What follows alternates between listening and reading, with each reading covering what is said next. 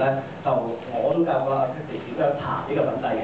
咁所以咧就喺呢個前提之下，我就話不如今日個 beauty event 咧就好等我哋示範搽粉底，因為講真搽粉底嘅技巧有幾高超咧，來來去去用手啦、用數啦、用分出啦咁樣上咧就係各式其式咧，就只不過係自己最中意嘅方法，上得最靚嘅。咁最緊要咧就反而係話粉底個質地係點樣樣咯。咁呢一次大家會發覺咧，即係喺大家嘅台面上亦都會有㗎啦，一個叫 Second Skin 嘅粉底。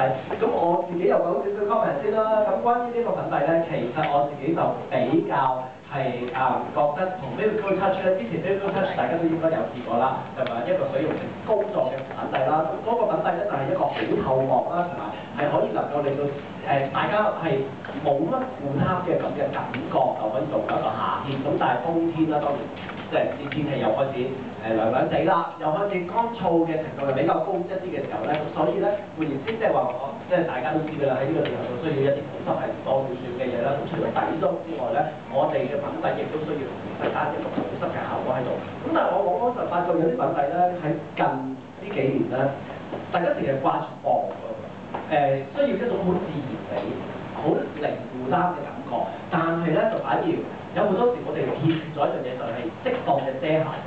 咁講真，身為化妝師嘅我亦都係好贊成，我哋唔好用個粉底去做一個全遮瑕嘅覆蓋物。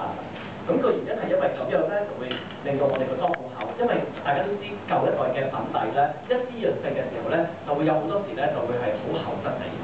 咁但係就會搞到塊面真係好似戴咗面具咁。我相信Christy 都有試過咁嘅感受係嘛？因為我哋之前喺交流大家嘅心得嘅時候咧，Christy 就話佢近時唔識化妝嘅時候咧，係成日搞到點啊？有一個花咁樣。係啊，因為其實有時做嘢可能都要自己化妝啦。咁如果其實我自己化咧，咁我其實即係多數都會睇化妝師點樣幫我化。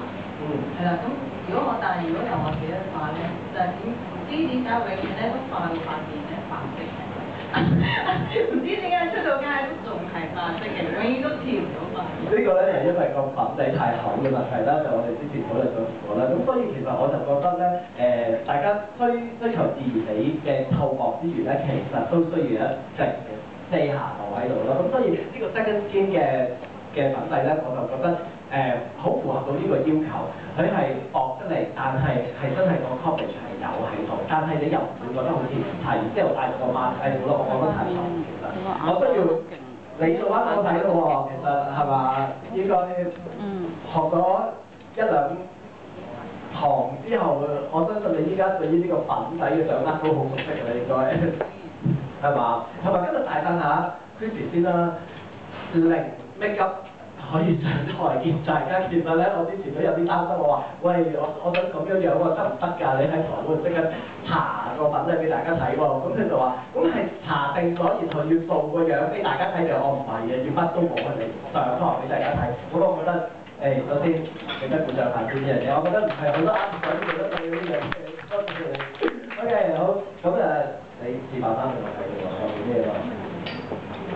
首先將個粉底推開咗先啦。咁其實大家台面都有我哋呢一次全新咧 fashion 嘅 Second Skin，大家都可以尋日周柏娜一齊可以攞出嚟睇下、試下，覺得你去感受下我哋呢一個全新水潤性嘅滋潤感覺，透膜得嚟，但係亦都有一定嘅遮瑕度嘅粉底。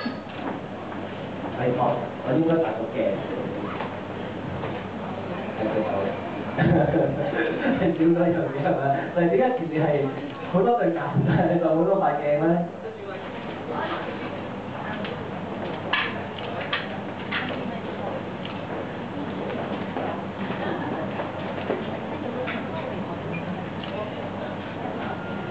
記者朋友們呢個時間亦都可以自己喺台面度我哋紅色嘅